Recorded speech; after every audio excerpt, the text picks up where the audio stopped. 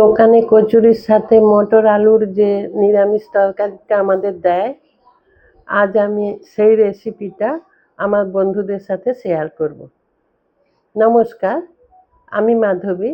আপনারা এখন দেখছেন রান্না ভালোবাসি। রান্না ভালোবাসির আরও একটা নতুন রেসিপিতে সবাইকে স্বাগত জানাই। আজ আমার রেসিপিতে থাকছে একদম দোকানের মতো আলু মটরের তরকারি। এটা আমরা পেটাই পরোটা কিনতে গেলেও এই তরকারিটা দেয়। এটা অল্প মশলায় সুস্বাদু একটা রেসিপি। এই রেসিপি রান্না করার জন্য আমি অল্প পরিমাণে মটর নিয়েছি। ওটা কাল সারা রাত্রি ভিজিয়ে রেখেছিলাম, জল থেকে ছেঁকে রেখেছি।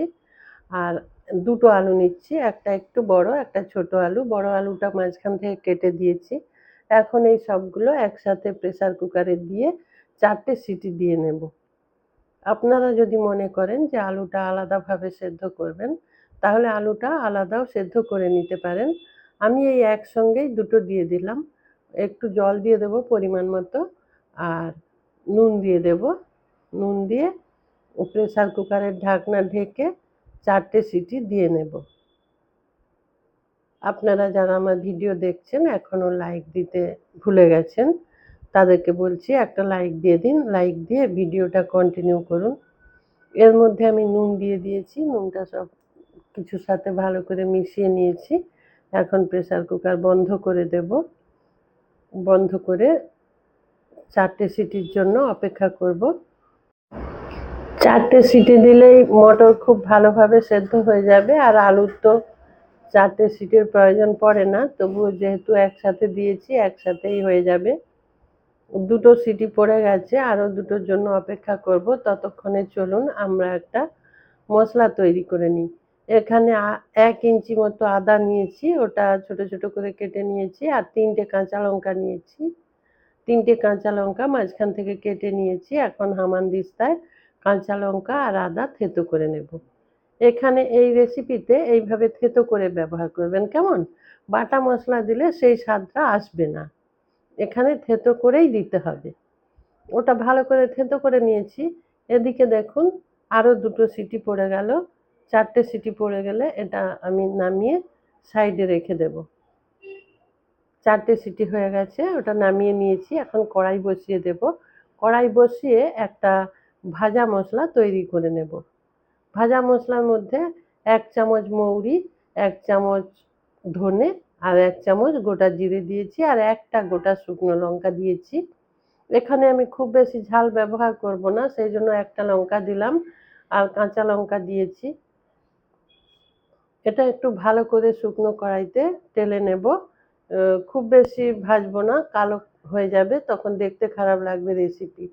ওই থেতো করা যাবে বা গুঁড়ো করা যাবে, এরকম একটু মুচমুচে হলেই ওটা নামিয়ে ঠান্ডা করে নেব। আর ঠান্ডা করে নিয়ে ওটা কিন্তু হামানদিস্তাতেই গুঁড়ো করব। খুব মিহি গুঁড়ো করব না, বেশ ভাঙা ভাঙা করে ওটা হামানদিস্তাতে করে নেব। এদিকে একটা বাটি নিয়েছি, বাটিতে 2 চামচ বেসন নিয়েছি। এখানে খুব বেশি বেসনের দরকার নেই, এরকম অল্প পরিমাণে নেবেন। তারপর প্রয়োজন মতো নুন আর জল দিয়ে ওটা ভালো করে একটা ঘন ব্যাটার বানিয়ে নেবেন, কেমন? ওর মধ্যে আর কিচ্ছু দেবেন না। এখানে অল্প অল্প জল দেবেন, অল্প বেসন তো, বেশি পরিমাণে দিয়ে দিলে এটা পাতলা হয়ে যাবে। সেই জন্য অল্প অল্প করে দিয়ে ভালো করে ফেটিয়ে নিলে বেশ সুন্দর স্মুথ একটা ব্যাটার হয়ে যাবে। জল দিয়েছিলাম, আবারও অল্প একটু জল দিয়ে ভালো করে ফেটিয়ে নিয়েছি। এই দেখুন খুব সুন্দর স্মুথ একটা ব্যাটার হয়ে গেছে। এখন কড়াইতে তেল দেব। খুব বেশি তেল দেওয়ার প্রয়োজন নেই, কারণ এখানে বেসনের পরিমাণ খুবই কম আছে। এই তেল গরম হলে এখানে ওই বেসন থেকে খুব ছোট ছোট আকারের বড়া তৈরি করে নেব, যেটাকে আমরা ছোটবেলা ফুলুরি বলতাম। সেই রকম শুধু বেসন দিয়ে এরকম ছোট ছোট করে, দেখুন এই যে ছোট, এই ছোট্টভাবে দিয়েছি ঠিকই, কিন্তু এটা যখন ভাজা হয়ে যাবে দেখবেন অনেকটা বড় হয়ে গেছে। তেল গরম হয়ে গেলে যখন ভাজা হতে শুরু হবে, তখন বেশ বড় বড় হয়ে যাবে আর মুচমুচে হয়ে যাবে। এরকম ছোট ছোট করে একবারে সবগুলো দিয়ে দেব, দিয়ে ভালো করে একটু লাল লাল করে ভেজে নেব। এই যে দেখুন সবগুলো দিয়ে দিয়েছিলাম। এখন ওটা নাড়াচাড়া করছি তেলের মধ্যে। একটু লাল লাল হয়ে গেলে একটা ঝাড়ি দিয়ে সেগুলো তুলে নিতে হবে। এই যে বেসনের বড়া কোনো রেসিপিতে ব্যবহার করলে তার স্বাদটা বেশ ভালো হয়। বেসনের তো একটা ফ্লেভার আছে, তাই না? সেই জন্য। আর আমরা যে কচুরির দোকানে বা পেটাই পরোটার দোকানে যে তরকারিটা কিনি, মানে ওই কচুরির সাথে বা পেটাই পরোটার সাথে, তাতেও দেখবেন এই বড়াটা থাকে।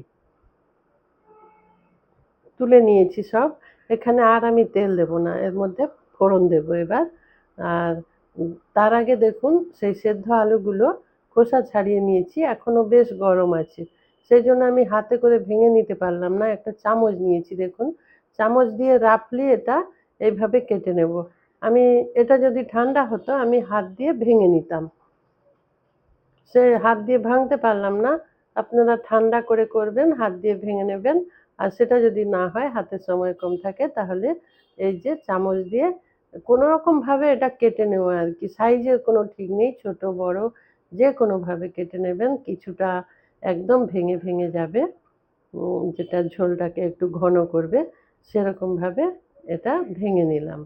ওটা ভেঙে নিয়েছি, এখন কড়াইতে ফোড়ন দিয়ে দেবো। ফোড়নে 2টো গোটা লঙ্কা দিয়েছি আর 5 ফোড়ন দেবো।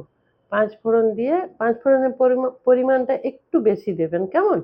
তাতে স্বাদ খুব সুন্দর হবে। এবার একটু হিং দিয়ে দেবেন, খুব অল্প পরিমাণে হিং দিয়ে দেবেন। নিরামিষ রেসিপি তো একটু হিং দিলে বেশ লাগে খেতে। একটু হিং দিয়ে দিলাম, দিয়ে এখন সেই আদা আর কাঁচা লঙ্কা থেতো করে রেখেছিলাম ওটা দিয়ে দিলাম। এই হিং, আদা, কাঁচা লঙ্কা এই সব কিছু মিলে সুন্দর একটা ফ্লেভার বেরিয়ে আসবে। দিয়ে দিয়েছি। এটা খুব বেশি কষাবো না। আদার ব্যাপারটা কি জানেন?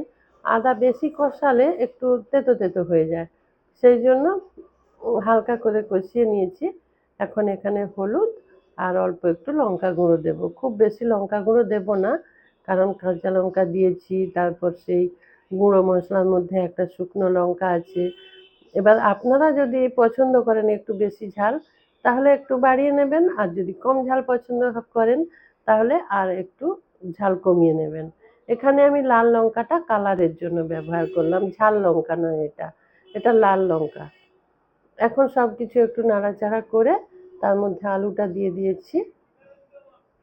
আলু দিয়েছি, এবার আলুটা ভালো করে মিশিয়ে নেব মশলার সাথে। মিশিয়ে নেওয়ার পর ওই যে সেদ্ধ করে রেখেছি মটর, ওটা দিয়ে দেব। মটর খুব কম পরিমাণে দিয়েছি। এখানে ঘুগনির মতো খুব বেশি পরিমাণে মটর দেবেন না, যতটা আলু দেবেন ততটাই মটর দেবেন। দুটো সমান সমান দিয়ে দেবেন। এই যে আমার দেখুন প্রায় সমান সমান হয়েছে। এখন আবার পরিমাণ মতো নুন দিয়ে দেব। নুনটা বুঝে দেবেন, কারণ মটর সেদ্ধর সময় কিছুটা নুন দিয়েছিলাম, সেই জন্য বুঝে দেবেন ওটা। তারপর ভালো করে ওটা নাড়াচাড়া করে নেব।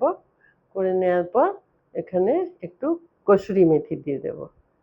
এই সমস্ত রেসিপিগুলোতে একটু কসুরি মেথি ব্যবহার করলে বেশ ভালো হয়, বেশ সুস্বাদু হয়। কসুরি মেথি দিয়েছি, এবার মিশিয়ে নিয়েছি। নেওয়ার পর জল দিয়ে দিলাম। জলটা একটু বেশি পরিমাণে দেবেন, কারণ কি এখানে একটু ঝোল ঝোল থাকবে। আর ওই যে বড়াগুলো দেব, ওই বড়া কিছুটা জল টেনে নেবে, সেই জন্য এখানে জলটা বেশি পরিমাণে দেবেন। আর এটা কিন্তু ঘুগনির মতো সেরকম ঘন হবে না, একটু পাতলা ঝোল ঝোল এই রেসিপিটা হবে। জল দিয়ে দিয়েছিলাম, একটু নাড়াচাড়া করে দিয়েছি। এখন দেখুন এই যে বড়াগুলো, এই বড়াগুলো একটু ভেঙে নেব। একটু ভেঙে ভেঙে তারপর রেসিপির মধ্যে দিয়ে দেব। গোটা দিয়ে দেব না কিন্তু, এইভাবে ভেঙে নেব। ভেঙে নেওয়ার পর সেগুলো ঝোলের মধ্যে দিয়ে দেব। সব বড়াগুলো আমি একইভাবে ভেঙে নিয়েছি।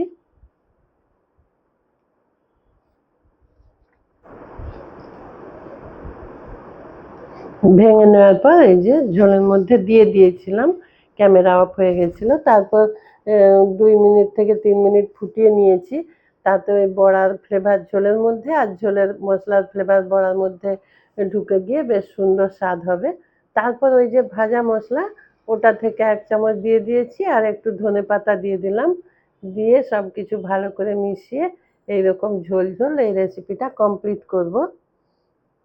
আপনারা যারা আমার ভিডিও দেখছেন, যদি চ্যানেলটা না সাবস্ক্রাইব করে থাকেন, প্লিজ চ্যানেলটা সাবস্ক্রাইব করে আমার পাশে থাকবেন। সঙ্গে থাকার জন্য অসংখ্য ধন্যবাদ। ভালো থাকবেন সবাই, সুস্থ থাকবেন।